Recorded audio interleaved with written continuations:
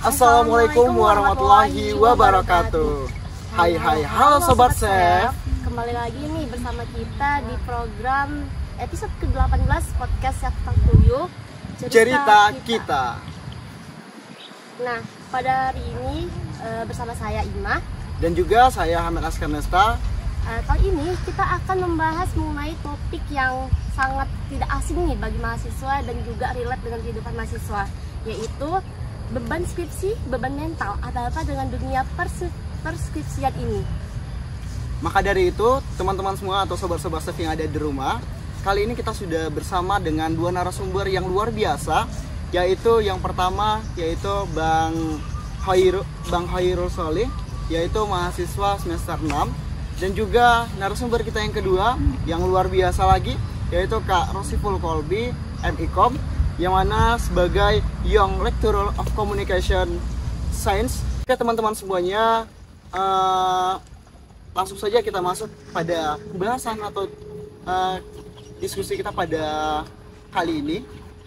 Sebelum itu kita mungkin bisa menanyakan dulu ya Met ya, kabar dari pemateri kita pada hari ini ya sama kita. Untuk Kak Oci, apa kabar Kak Oci?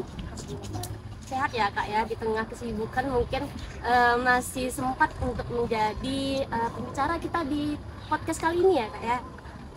Kalau untuk Bang Khairul gimana nih kabarnya pada hari ini? Baik. Alhamdulillah baik. Alhamdulillah baik ya.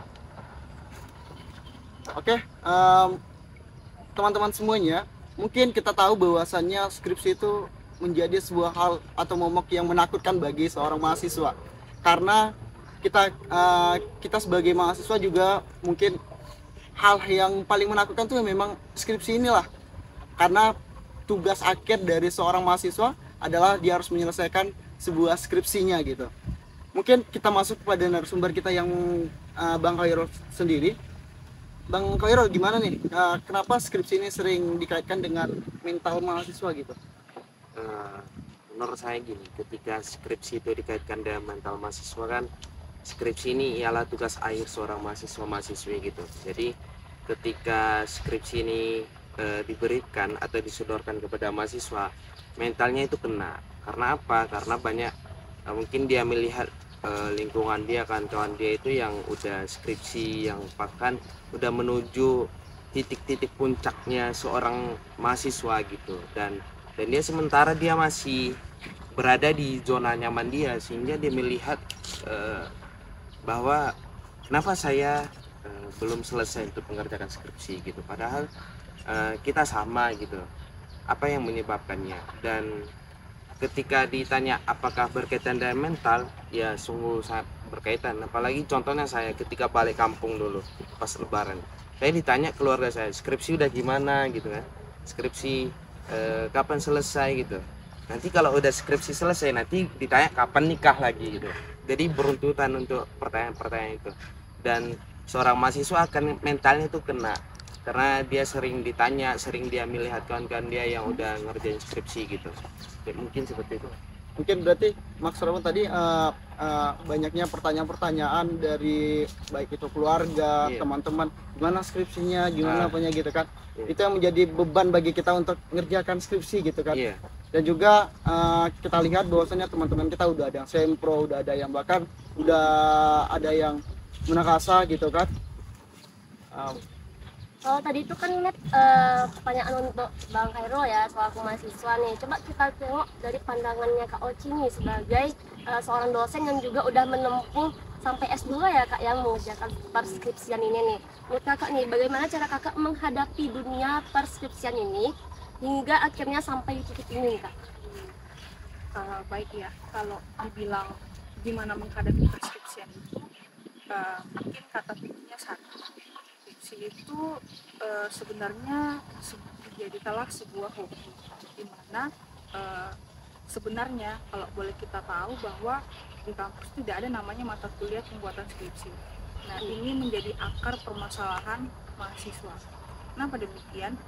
Sekalipun misalnya ada beberapa perguruan tinggi yang membuat mata kuliah riset komunikasi atau mungkin semacam metodologi penelitian, tapi tidak pernah yang benar-benar bisa sampai kepada tingkat pemahaman yang sepaham-pahamnya di mahasiswa, sehingga mahasiswa dipaksa untuk paham, ya artinya dari mana saja gitu. Jadi intinya sepakat bahwa 75% itu dapatnya itu dari luar, 25% itu dari kampus. Nah itu disetujui. Sekarang tergantung mahasiswa punya inisiatif dan kreativitas yang seperti apa, sehingga menjadikan skripsi itu tidak sebuah hal yang sulit gitu. Kalau di awal kita udah katakan sulit, maka sampai endingnya bakalan sulit. Tapi kalau di awal kita anggap mudah, ya tidak langsung itu akan mengikuti dengan sendirinya. Berarti mungkin lebih ke ubah mindsetnya gitu ya Kak ya, agar selalu berpikir positif. Mungkin sama kayak Ima dulu ya, kalau bikin skripsi itu filenya dinamakan script sheet gitu, biar manis gitu ngerjain skripsinya gitu. Jadi nggak overthinking terus tuh nengok file-file skripsi gitu men. Ya mungkin Kak Ima tadi kan bikin skripsinya script sheet ya gitu ya. Mungkin kadang-kadang ada juga mahasiswa nih yang menjadikan sebuah skripsi itu sebagai momok yang menakutkan gitu Kak. Kadang-kadang dia baru semester 4, oh gimana ya skripsi aku nanti gitu kan. Kadang-kadang skripsi ini menjadi sebuah beban lah, mungkin dari semester 2, semester 4 kita udah mikir ke sana gitu kan, untuk ngerjakan skripsi gimana, skripsi aku apa, judulnya apa, itunya gitu kan. Mungkin kita balik kepada Bang Khairul nih. Mengapa skripsi ini menjadi momok yang beban dan menyeramkan di kalangan mahasiswa nih, Bang? Poin yang perlu kita garis bawahi bahwa jangan kita pikirkan bahwa skripsi itu menakutkan, karena ketika kita seolah-olah kita menghipnotis diri kita sendiri gitu bahwa skripsi itu menakutkan. Coba kita rubah mindset kita itu bahwa skripsi itu mengasihkan. Mungkin ketika mindset kita berubah bahwa skripsi itu mengasihkan, momok yang menakutkan itu bakalan hilang dari diri kita sendiri. Dan pertanyaan yang disampaikan host tadi memang betul, bahwa skripsi itu memang di kalangan mahasiswa sangat menakutkan. Karena apa? Mungkin dia menghadapi dosen pembimbingnya yang killer mungkin. Banyak kawan-kawan saya itu yang skripsi itu dia udah 5 kali bimbingan, bahkan udah sampai berkali-kali dan belum lagi selesai. Mungkin di dosen pembimbingnya entah di mahasiswanya. Dan ketika dibilang itu menakutkan, bagi saya pribadi, saya tidak pernah membilangkan skripsi itu menakutkan. Karena apa? Karena ketika mindset kita tadi membilang bahwa itu menakutkan, kita akan bermalas-malasan untuk mengerjakan skripsi tersebut. Ini seperti itu. Jadi teman-teman yang saya tangkap tadi mungkin dari apa yang disampaikan Bang Khairul, bahwasannya memang skripsi ini memang jadi suatu yang menakutkan. Tapi kalau kita jadikan itu sebagai suatu hal yang mengasihkan, terus apalagi nanti dibimbing dengan dosen-dosen yang bimbingnya itu dengan asik gitu, nggak sekedar menyuruh tapi nggak mengasihkan solusi gitu kan. Ya, mungkin kata Bang Khairul tadi itu benar juga sih, karena kan beberapa mahasiswa mungkin ya dengar dari entah kata senior, entah kata siapa, mereka tuh udah langsung tersugesti nih dengan kata-kata orang kalau skripsi itu bikin pusing, bikin capek gitu ya Met ya. Iya benar. Skripsi itu susah, padahal mereka belum coba nih, kayak belum perang nih mereka udah nyerah gitu kan. Jadi kita mungkin bisa nih tanyain bagaimana sih Kak Oci solusi nih Kak untuk mengatasi keluhan mahasiswa terhadap skripsi ini gitu. Baik ya, mungkin sebelum ke keluhan kita lihat dulu penyakitnya. Skripsi itu penyakitnya ada 3 aspek: mahasiswa, mahasiswa, kampus, dosen, orang tua. Empat-empatnya itu harus balance sih. Kenapa? Di mahasiswa merasa paling pintar, nggak bisa juga bikin skripsi, karena di skripsi itu dibutuhkan yang namanya tingkat dalam kata kutip pandai-pandai. Kenapa demikian? Pada saat penelitian, bagaimana ceritanya penelitian itu siap jadi kalau di penelitian tuh masih nyangkut gitu, masih ibaratnya kita nggak pandai-pandai dengan tempat kita meneliti, kita nggak pandai-pandai membujuk orang, katakanlah kalau misalnya kuantitatif mengisi angket yang sebenar-benarnya. Nah itu maksudnya yang pertama. Dan mahasiswa tidak bisa juga terlalu enjoy gitu, itu juga salah sih sebenarnya seperti itu. Nah kemudian faktor yang kedua penyakitnya adalah di manajemen kampus. Kadang ada beberapa perguruan tinggi yang membuat lama mahasiswa. Misalnya, logikanya, jika misalnya kita daftar skripsi hari ini, sebenarnya dalam minggu ini bisa sidang atau bisa sempro. Kenapa bisa lama? Kenapa punya waktu tunggu udah kayak paket travel umroh, haji seperti itu ya kan? Aneh gitu. Kenapa? Padahal ya mohon maaf kata, orang yang ada di dalam adalah orang-orang yang digaji toh gitu. Karena semakin mengulur maka semakin lambat progresnya. Nah, itu juga di kakak sendiri itu udah sempat terbantah gitu. Makanya itu sempat dulu di istilahnya kita pertanyakan dan bahkan mendesak.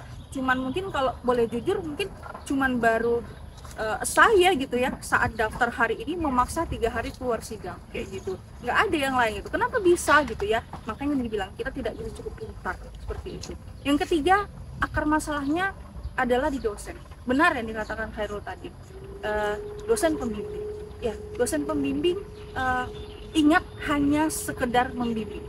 Skripsi itu tahu hanya mahasiswa yang tahu dengan penelitiannya, bukan dosennya. Sama ketika dosen meneliti, hanya dosen yang tahu menelitinya, bukan pengujinya, seperti itu.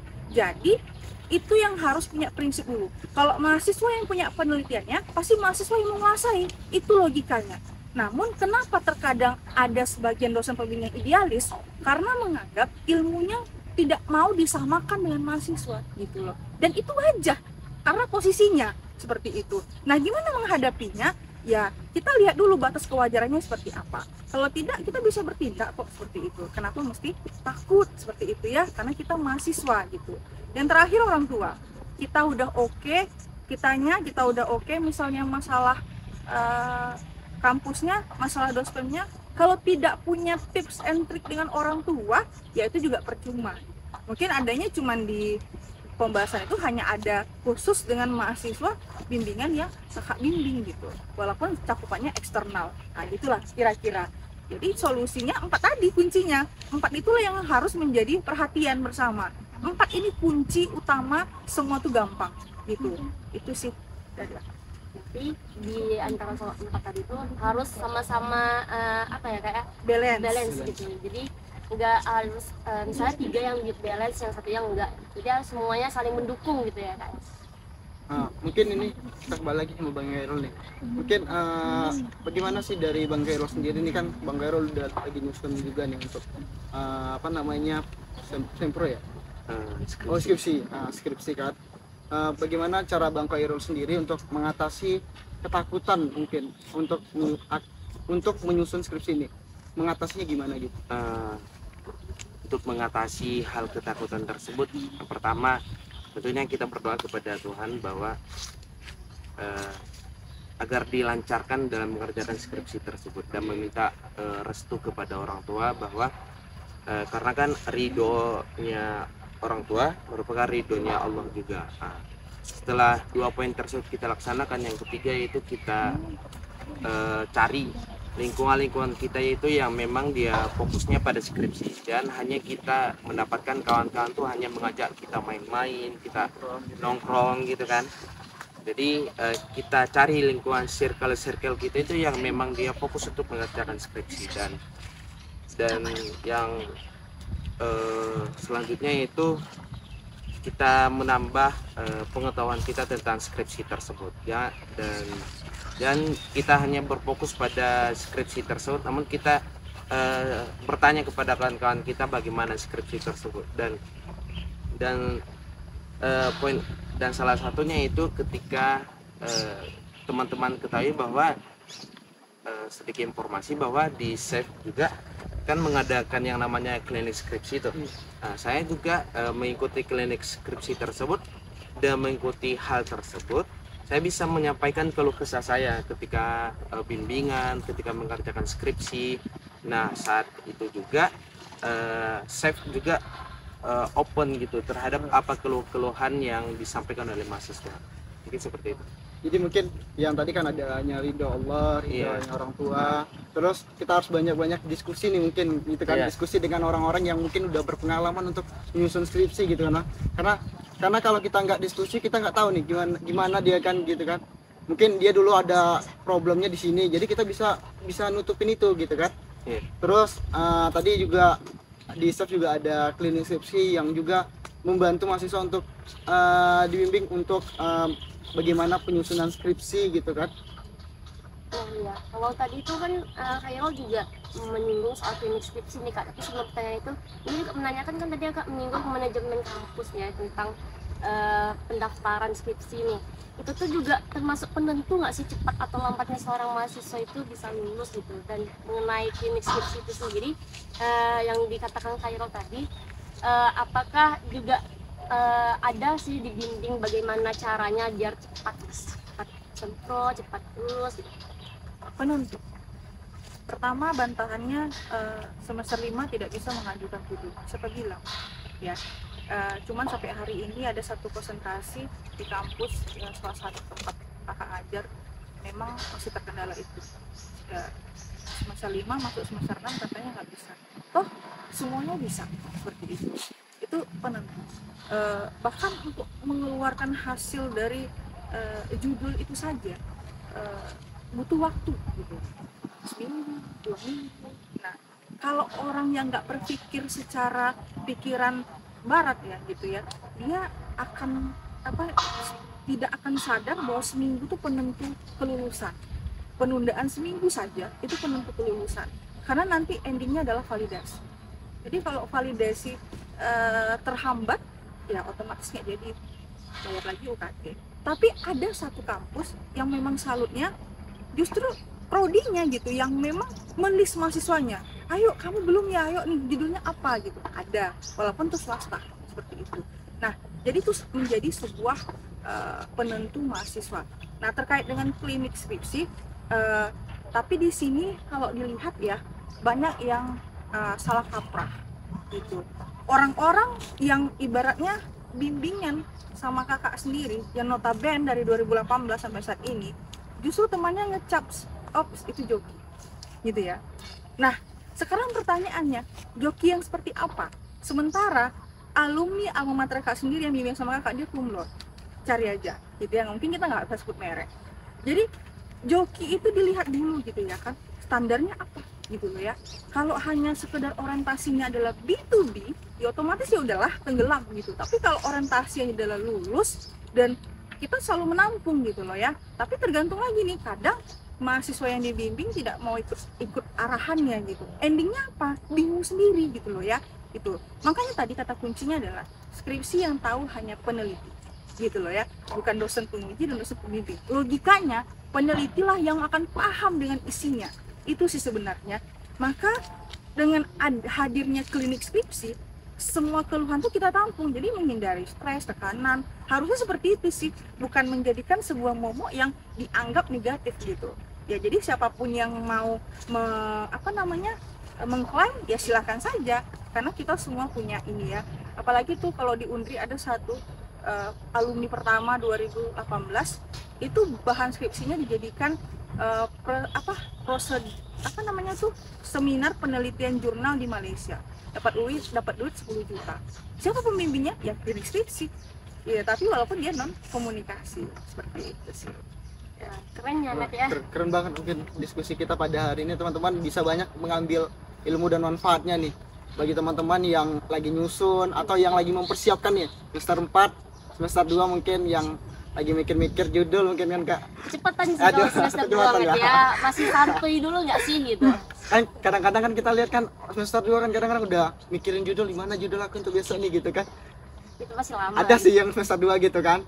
Semester 4 juga ada sebenarnya. Boleh sih kayak simulasi gitu ya. Mungkin kita kembali lagi sama Bang Khairul nih kan. Untuk Bang Khairul sendiri nih, kenapa sih kerap mahasiswa itu bermalas-malasan gitu dan mengeluh setelah mengalami revisi yang berulang-ulang? Bang Khairul sendiri pernah nggak ngalami itu revisi ulang-ulang gitu? Nah, pertanyaan ini mungkin memang melekat pada saya. Ketika selesai proposal revisi itu, saya bermalas-malasan. Karena apa? Karena saya beranggapan bahwa proposal udah selesai. Waktunya healing dulu bagi kalau anak-anak muda kan. Healing dulu, fun dulu gitu kan. Nongki-nongki dulu, revisi udahlah nanti aja gitu. Tapi setelah saya pikir-pikir, merenung di kamar saya, kalau revisi ini tidak saya kerjakan, mungkin saya tidak bisa melanjutkan ke bab selanjutnya. Dan faktor utama untuk bermalas-malasan itu atau kadang sering mengeluh kena bisa juga di dosen pembimbing juga, karena seperti yang saya katakan tadi, banyak kawan-kawan saya yang sampai sekarang itu belum dinotis sama dosen pembimbingnya. Karena apa? Karena itu tadi seperti yang bilang Kak Oci tadi, banyak dosen-dosen pembimbing itu yang tidak mau membimbing. Dia hanya mengatakan A, tapi dia tidak menjelaskan A itu apa gitu kan. Nggak ngasih solusi lagi. Ya, dia tidak ngasih solusi, bahkan dia hanya mencoret-coret gitu kan. Banyak kawan-kawan saya kadang lihat di pojokan udah nangis. Saya menyemangati kawan-kawan saya, ya udah kita healing dulu, kita fun dulu. Dan itu tadi sih faktornya, karena bermalas-malasan itu, karena banyaknya revisi tadi membuat mahasiswa mengeluh dengan skripsi tersebut. Jadi seperti itu. Mungkin tadi kan banyak revisi, mengeluh, bisa jadi kena mental mungkin gitu bisa jadi kena apalagi, mental. apalagi kalau yang dosen pembimbingnya itu yang revisi itu mungkin agak killer, agak keras gitu. lah gitu, keras gitu kan untuk apanya. Ya mungkin itu ya menjadi penghambat juga sih, karena kan kadang dosen itu kayak cuman coret tapi nggak kasih solusi, ini apa yang mau aku bikin, yang coret itu apa gitu mungkin ya. Nah mungkin kita akan bertanya lagi nih sama Kak Oci, tadi agak membahas soal joki skripsi nih Kak. Dapat Kakak tentang mahasiswa yang menggunakan joki nih Kak, bagaimana? Dia kayak mata pisau. Kalau misalnya dia membunuh, bahkan merugikan mahasiswa gitu. Ya karena memang ada satu unit yang larinya ke klinik, tentunya nggak sama mata kakak sendiri, tapi bukan dari Kairo gitu, yang menyesal karena kabur. Nah itu membunuh dan merugikan. Tapi kenapa klinik kadang dicap juga menjoki? Ya itu kembali ke personalnya sih gitu ya. Kalau iri ya bilang aja gitu loh ya kan, nggak usah gimana gitu, atau nggak mampu ya udah gitu. Jadi tapi ini satu lagi ya, ada juga kakak mendengar kata ketika gabung di klinik orang itu bodoh. Aku loh yang paling pintar gitu, karena aku punya otak, punya pikiran, ya nggak boleh kayak gituan. Maksudnya apa? Orang di situ tuh belajar gitu loh. Ya, jadi kalau dites itu si mahasiswa juga nggak tahu gitu loh. Emang teori ini bisa kuat dengan judul ini, bisa relate kenapa lah? Saya juga nggak tahu. Penentuan teori yang dipakai dengan judul juga nggak paham gitu. Jadi kita nggak ada yang perlu kita tinggi-tinggikan. Karena walaupun startnya misalnya dulu sebagai mahasiswa yang pejuang skripsi, sekarang jadi sebagai pembimbing riset penelitian mahasiswa dari 2018 dan bahkan jadi dosen, ya kita nggak ada apa-apanya gitu ya. Kalau membandingin kalau dengan orang luar gitu loh ya, jangan dengan sesama kita gitu, kita tuh belum ada apa-apanya gitu. Jadi kayak agak aneh gitu. Jadi kalau joki itu dibuat positif, ya baru dia bisa sadari, oh ternyata aku terbantu, oh benar ya seperti itu. Bahkan udah 2 tahun kerja ingatnya ke kakak, nelfon, terus tiba-tiba ngirim tuh transfer, thank you ya kak, waktu itu udah bantuin banget, soalnya adik sepupuku dipersulit sekarang di sini di situ, udah kerja bla bla bla. Ya gimana ya, karena orang merasakan kayak positifnya gitu. Kalau negatif aja ya bakalan, ingat ya, kalau lagi masa berjuang skripsi, ketika mematahkan orang yang sedang berjuang akan 2 kali lipat efeknya ke dia. Jadi hati-hati dengan perkataan, itu juga ibaratnya magicnya pejuang skripsi. Jadi misalnya nih kakak nih ya lagi bimbingan, tiba-tiba dicoret-coret nangis, ih kasihan kali, itulah pembimbingnya itu, misalnya gitu ya. Nah hati-hati dengan bahasa yang demikian, akhirnya nanti 3 kali lebih sulit. Enggak di sempro pasti di penelitian, enggak di penelitian, di sidang, enggak di sidang pada saat revisi, enggak di ACC seperti itu. Karena apa? Mulutmu harimau kayak gitu ya. Jadi coba saling-saling merasakan gitu, itu sih maksudnya. Nah, itu dia. Mungkin harus lebih apa ya, peka lah sama orang yang lagi kerjaan skripsi, jangan diganggu banget, kata-katanya dijaga gitu ya Matt ya. Nah sebelum kita tutup nih Kak, mungkin ada satu lagi pertanyaan nih Kak ya, pesan nih untuk adik-adik di semester 1 sampai semester 5 nih, agar tetap enjoy dalam mengerjakan skripsi ataupun tugas, jangan menjadikan itu sebagai beban gitu. Oke, sebelum ke pesan mungkin kita menjawab pertanyaan netizen dulu ya. Kenapa sih narasumbernya semester 6? Kenapa nggak? Ya harus diklarifikasi Itu ya Kak nggak di sini ya. qualified. Aduh, pertanyaannya mas gitu ya, sedih kali saya lihat. Ya, kita ngambil narasumber itu tidak pernah relate dengan apa yang menjadi topik.